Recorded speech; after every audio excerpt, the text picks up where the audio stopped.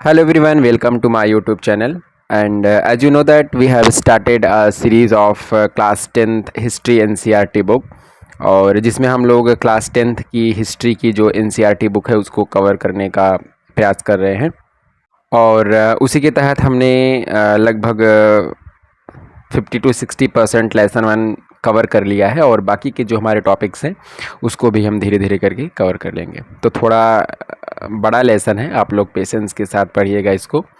हमारा जो आज का टॉपिक है वो है the making of Germany and Italy.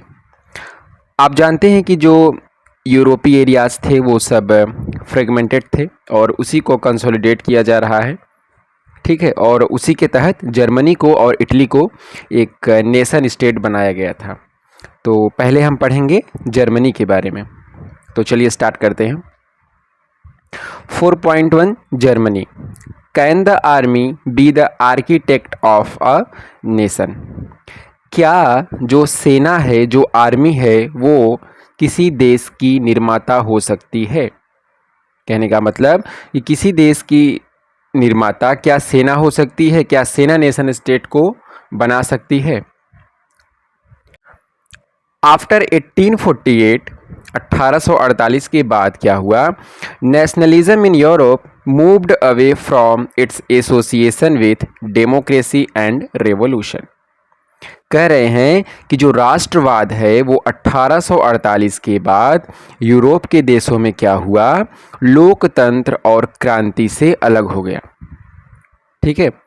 आप जानते हैं कि जो उदारवादी थे और जो स्वतंत्रता को चाहते थे, जो क्रांतिकारी लोग थे, वो लोग कैसे थे?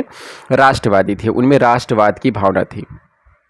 लेकिन 1848 के बाद क्या हुआ कि जो नेशनलिज्म है, जो राष्ट्रवाद है, वो रूढ़िवादियों में भी देखा गया। रूढ़िवादी लोगों ने भी राष्ट्रवाद का सहारा लिया। इसलिए कहा जा रहा है कि जो नेशनलिज्म है, जो राष्ट्रवाद है, वो अब सिर्फ क्रांतिकारी और लोकतंत्रवादियों का स्वरूप नहीं रह गया।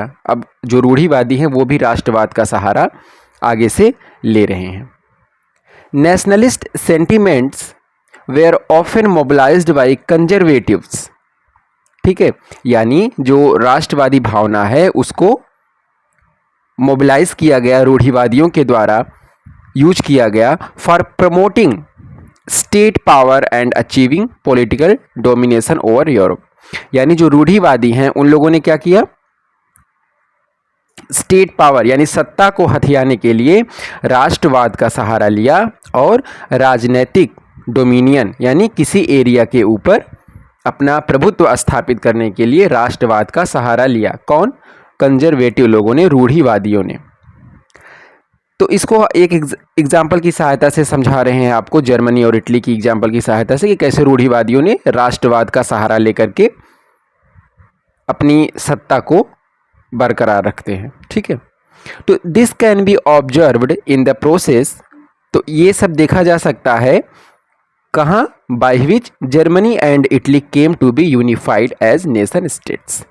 यानी जर्मनी और इटली को यूनिफाई करके, कंसोलिडेट करके एक राष्ट्र राज्य बनाया जाता है, जहाँ पे रूढ़िवादियों के द्वारा राष्ट्रवाद का सहारा लिया जाता है, यानी ज़्यादा से ज़्यादा एरियाज को जीतना।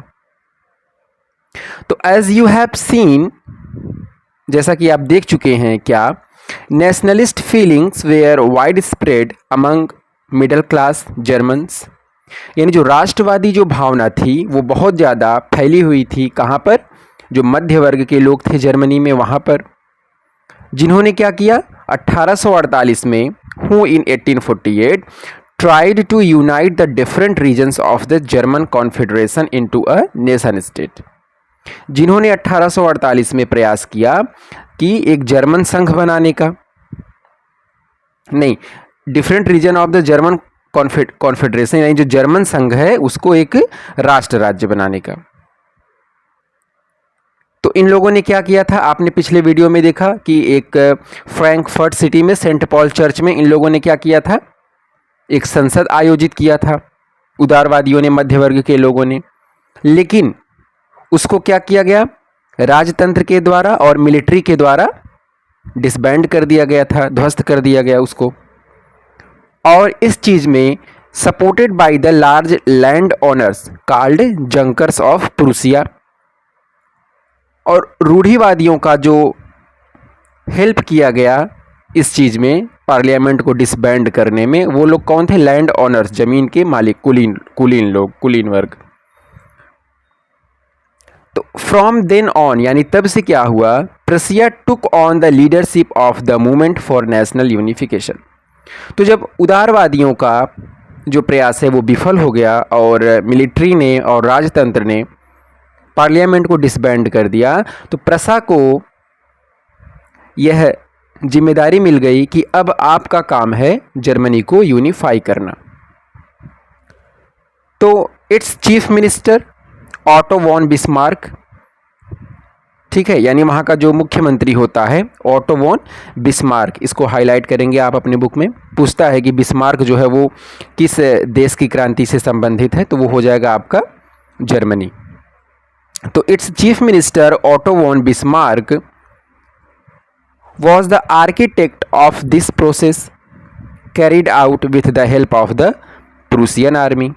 यानी प्रसा की आर्मी की मदद से क्या होता है, जो ऑटो वॉन बिस्मार्क होता है वो जर्मनी का यूनिफिकेशन करता है एंड ब्यूरोक्रेसी, यानी वहाँ की आर्मी और वहाँ के नौकरशाही की हेल्प से जो ऑटो वॉन बिस्मार्क होता है वो जर्मनी का यूनिफिकेशन करता है।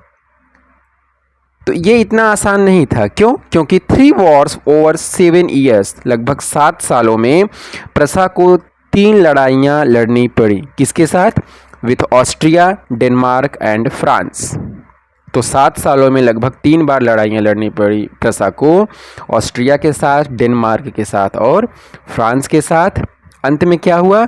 एंडेड इन प्रूसियन विक्ट्री, और लास्ट में प्रसा जो है वो जीत जाता है and completed the process of unification. और जर्मनी का जो यूनिफिकेशन का काम है वो कंप्लीट हो जाता है। तो ये सब किसने किया? प्रसा ने किया, ठीक है। और वो पर्सन कौन था? Otto von Bismarck. In January 1871 क्या हुआ? The Prussian king William first, नाम को हाईलाइट करेंगे आप।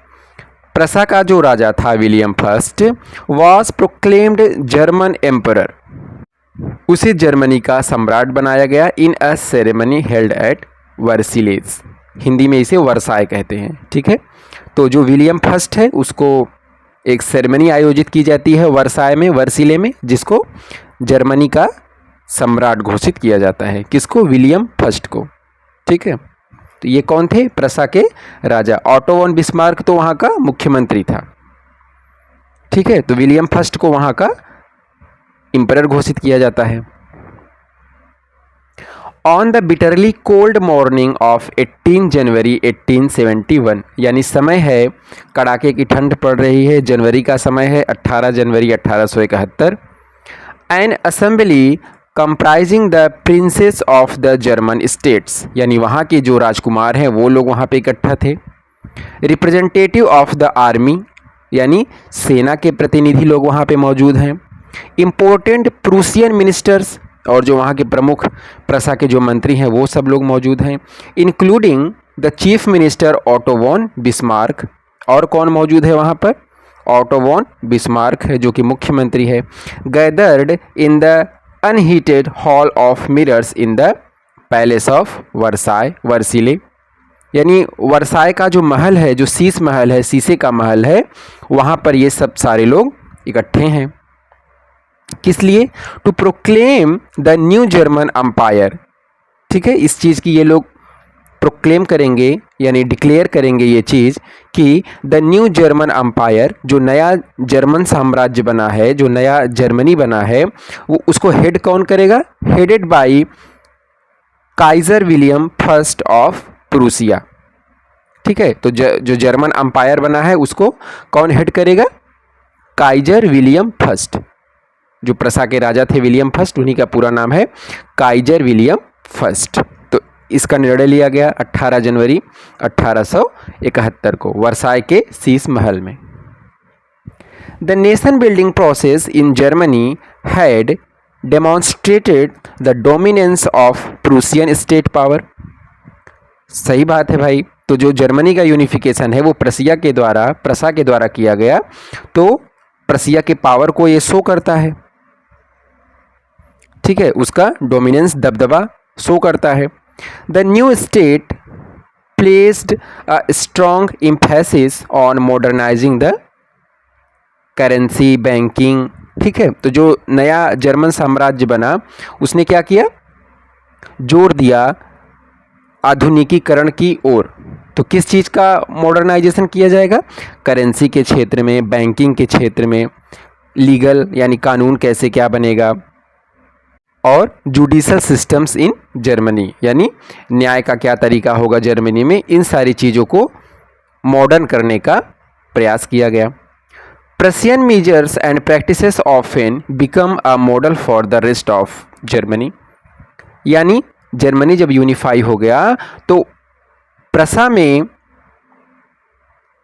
जो तौर तरीका था वो जर्मनी के बाकी क्षेत्रों के लिए एक मॉडल, एक उदाहरण बन करके सामने आया। तो इस तरीके से हमने देखा कि कैसे जर्मनी का यूनिफिकेशन हुआ ऑटो वॉन बिस्मार्क के नेतृत्व में, ठीक है। अब इसके बाद हम देखेंगे इटली का यूनिफिकेशन कैसे होता है, ठीक है। तो हमारा जो अगला टॉपिक है वो है 4.2 इटली यूनिफाइड। हमने अभी तक जर्मनी को देखा कैसे यूनिफिकेशन हुआ उसका, और अब हम देखेंगे इटली के यूनिफिकेशन को। तो like Germany, Italy too had a long history of political fragmentation, यानी ये भी राजनीतिक तरीके से बिखरा हुआ था। जो इटली है वो भी बिखरा हुआ था, उसका ऐसा इतिहास था। Italians were scattered over several dynastic state, जो इटली के लोग हैं वो लोग स्कैटर थे, बिखरे हुए थे बहुत सारे वंशों में, सेवरल डायनेस्टिक स्टेट्स, बहुत सारे राज्यों में, as well as the multinational Habsburg empire, और जो हैब्सबर्ग साम्राज्य है उसके तहत ये लोग बिखरे हुए थे इटालियन लोग। During the middle of the 19th century, यानी 1850 के आसपास क्या होता है, Italy was divided into 7 states, जो इटली है वो 7 राज्यों में बटा हुआ था। Italy was divided into 7 states, जो इटली है वो 7 राज्यों में बटा हुआ था। ऑफ विच ओनली वन, जिसमें से जो एक राज्य है Sardinia Piedmont was ruled by an Italian princely house, जिसमें से एक था सर्डिनिया पिडीमोंट। तो उसका शासन किसके द्वारा किया जाता था, इटालियन प्रिंसली हाउस के द्वारा, ठीक है। अब आपका जो इटली है वो 3 पार्ट में बटा हुआ था। ऊपर वाला जो हिस्सा है वो है आपका नॉर्थ इटली, ठीक है, बीच वाला हिस्सा आपका कहलाएगा सेंटर, और नीचे वाला हिस्सा आपका कहलाएगा साउथ इटली। तो आप लोग इमेजिन करिए कि इटली जो है वो 3 पार्ट में बटा हुआ है। तो जो नॉर्थ इटली है, the north was under Austrian Habsburgs, जो उत्तरी इलाका था इटली का वो ऑस्ट्रियन हैब्सबर्ग साम्राज्य के द्वारा शासित होता था। The centre was ruled by the pope, और जो केंद्रीय हिस्सा था, जो बीच वाला हिस्सा है इटली का, वहाँ पे किसका शासन था, पोप का, चर्च वाले लोगों का, पादरियों का। और जो दक्षिण हिस्सा है, the southern region were under the domination of the Bourbon kings of Spain, यानी स्पेन के जो बर्बन वंश के राजा थे उनका शासन है साउथ इटली पर। Even the Italian language had not acquired one common form, यानी पूरे इटली में जो इटालियन भाषा था उसका स्वरूप सिंगल नहीं था, यानी इटालियन भाषा भी कई प्रकार की थी, ठीक है। इटालियन लैंग्वेज भी एक तरीके का नहीं था, अलग अलग तरीका था उसका। And still had many regional and local variations, यानी एरियाज के हिसाब से जो इटालियन भाषा है था तो वो इटालियन भाषा ही, लेकिन बोलने का तरीका, शब्दों के मीनिंग्स जो थे वो अलग अलग थे, ऐसे समझिए आप उसको। तो ड्यूरिंग द 1830s 1830 के समय क्या हुआ, Giuseppe Mazzini had sought to put together a coherent program for a unitary Italian republic, यानी इटली को एक गणतंत्र बनाने के लिए गुसेप मेज़नी ने एक अभियान चलाया। ठीक है, अब यहाँ आप लोग क्या करेंगे, गूसेप मेजनी को भी हाईलाइट करेंगे, क्योंकि पूछता है कि कौन सी पर्सनैलिटी, कौन सा पर्सन किस देश के यूनिफिकेशन से जुड़ा हुआ है। अभी ऊपर आपने देखा ऑटो वॉन बिस्मार्क, वो जर्मनी से जुड़ा हुआ था, और यहाँ पर जो गूसेप मेजनी है ये क्या है, इटली के यूनिफिकेशन से जुड़ा हुआ है।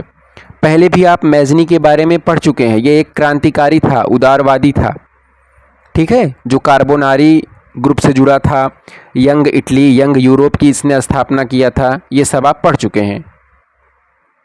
ठीक है, तो इसने इटली के यूनिफिकेशन के लिए काम किया, मेजनी ने। He had also formed a secret society called young Italy, अभी हमने आपको बताया कि इसने यंग इटली की स्थापना की थी, for the dissemination of his goals, यानी अपने लक्ष्यों को प्राप्त करने के लिए। The failure of revolutionary uprisings both in 1831 and 1848 meant that the mantle now fell on Sardinia Piedmont, यानी जो क्रांतिकारियों का जो उन लोगों ने कदम उठाए 1831 में, 1848 में इटली को यूनिफाई करने के लिए, वो विफल रहा। तो अब इटली को यूनिफाई करने का जो दारोमदार है वो किसके हाथ में आ गया, Sardinia Piedmont under its ruler king Victor Emmanuel second.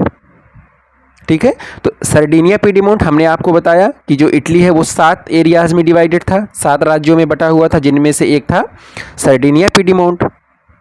तो वहीं के राजा थे विक्टर इमैनुअल द्वितीय, जिनको अब इटली को यूनिफाई करने का काम करना था। ठीक है, तो Victor Emmanuel second to unify the Italian states through war, युद्ध के सहारे इनको अब इटली को यूनिफाई करना था। तो in the eyes of the ruling elite of this region, यानी ये जो सर्डिनिया पिडीमोंट का इलाका है, यहाँ के जो शासित रूलिंग जो बड़े तबके हैं, जो पैसे वाले लोग हैं, इलीट ग्रुप हैं, उनका क्या मानना था इन द आइज ऑफ देम, कि अगर इटली का यूनिफिकेशन कर दिया जाता है, a unified Italy offered them the possibility of economic development, कि उनके लिए क्या होगा, बाकी के जो कुलीन वर्ग हैं उनको आर्थिक नज़रिए से फ़ायदा होगा, उनका इकोनॉमिक डेवलपमेंट होगा अगर इटली का यूनिफिकेशन कर दिया जाता है तो। एंड पॉलिटिकल डोमिनेंस, उनका जो राजनैतिक दबदबा है वो भी बढ़ जाएगा, तो उनका भी फ़ायदा था इटली का यूनिफिकेशन करने में। ठीक है, किसका, जो रूलिंग इलीट वर्ग था सर्डिनिया पिडीमोंट के इलाके में। तो चीफ मिनिस्टर काउर, ठीक है, इटली के मामले में चीफ मिनिस्टर कौन है, काउर। जर्मनी के मामले में कौन था, ऑटो वॉन बिस्मार्क। तो chief minister Cavour who led the movement to unify the regions of Italy, तो जो मुख्यमंत्री काउर था जिसने यह अभियान को लेड किया इटली को यूनिफाई करने का, he was neither a revolutionary nor a Democrat, ना तो वो कोई क्रांतिकारी था ना ही वो लोकतंत्रवादी था। Like many other wealthy and educated member of the Italian elite, ठीक है, तो इटली के जो दूसरे पढ़े लिखे लोग थे या अभिजात वर्ग से थे, ठीक है, अभिजात वर्ग मतलब कुलीन वर्ग, पैसे वाले, wealthy. He spoke French much better than he did Italian, तो जो काउर है, जो मुख्यमंत्री है, वो तो इटली से ज़्यादा अच्छा फ्रेंच भाषा बोलता था, यानी उसको तो इटली बोलनी भी नहीं आती थी, लेकिन इटली को यूनिफाई करने का दारोमदार उसके पास था, और ना तो वो क्रांतिकारी था ना तो वो लोकतंत्रवादी था। Through a tactful diplomatic alliance with France, तो इसने क्या किया, फ्रांस के साथ एक समझौता किया, संगठन बनाया, गठबंधन किया। Through a tactful diplomatic alliance with France engineered by Cavour, यानी काउर ने फ्रांस के साथ मिलकर के एक संगठन गठबंधन किया। Sardinia Piedmont succeeded in defeating the Austrian forces in 1859, तो सात स्टेट में से जो एक स्टेट सर्डिनिया पिडीमोंट था, उसने क्या किया, 1859 में ऑस्ट्रियन फोर्सेस को हरा दिया। आपको याद होगा ना, जो नॉर्थ इटली था वो ऑस्ट्रियन हैब्सबर्ग के कंट्रोल में था, तो उनको सर्डिनिया पीडीमोंट के जो राजा थे, जो काउर था वहाँ का मुख्यमंत्री था, उसने हरा दिया। ठीक है, ध्यान से सुनिएगा। 1859 में अपार्ट फ्रॉम रेगुलर ट्रूप्स, यानी एक जो हमेशा जो रहने वाली सेना है, उसके अलावा a large number of armed volunteers, यानी कुछ लोग स्वेच्छा से भी आते हैं लड़ाई लड़ने के लिए, इटली को आज़ाद यूनिफाई करने के लिए, under the leadership of Giuseppe Garibaldi. अब यहाँ से एक मेंबर की और एंट्री हो जाती है, गुसेप गैरीबाल्डी की। ये भी प्रयास करते हैं इटली को यूनिफाई करने में। ठीक है, तो इनके साथ और भी बहुत सारे लोग वॉलंटियर के तौर पर यानी स्वेच्छा से आ जाते हैं लड़ाई में भाग लेने के लिए। तो इन 1860 क्या होता है, they march into south Italy, south Italy की तरफ ये लोग मूव करते हैं। And the kingdom of the two Sicily, यानी जो साउथ इटली का आपका हिस्सा था,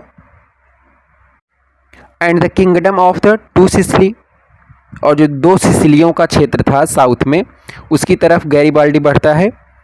and succeeded in winning the support of the local peasants, और वहाँ के जो क्षेत्रीय किसान होते हैं उनका सपोर्ट उसको मिलता है गैरीबाल्डी को, in order to drive out the Spanish ruler.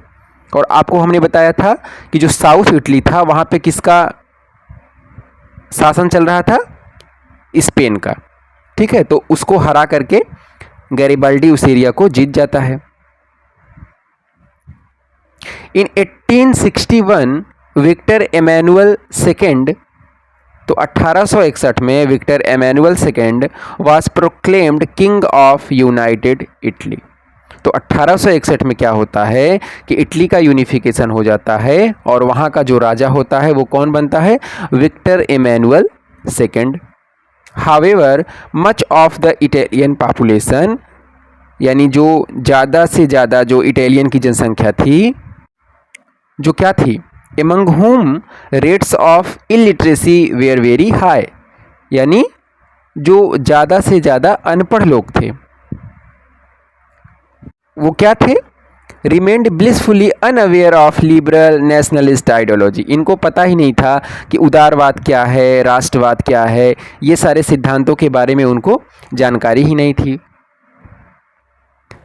The peasants masses who had supported Garibaldi, यानी जो किसान हैं जिन लोगों ने साउथ में गैरीबाल्डी का सपोर्ट किया इन southern Italy, had never heard of Italia. ठीक है, उन्होंने तो इटालिया शब्द को कभी सुना ही नहीं था। एंड बिलीव्ड दैट, और उनका क्या मानना था कि जो लातालिया है वॉज विक्टर एमैनुअल्स वाइफ, कि वो विक्टर एमैनुअल की पत्नी है।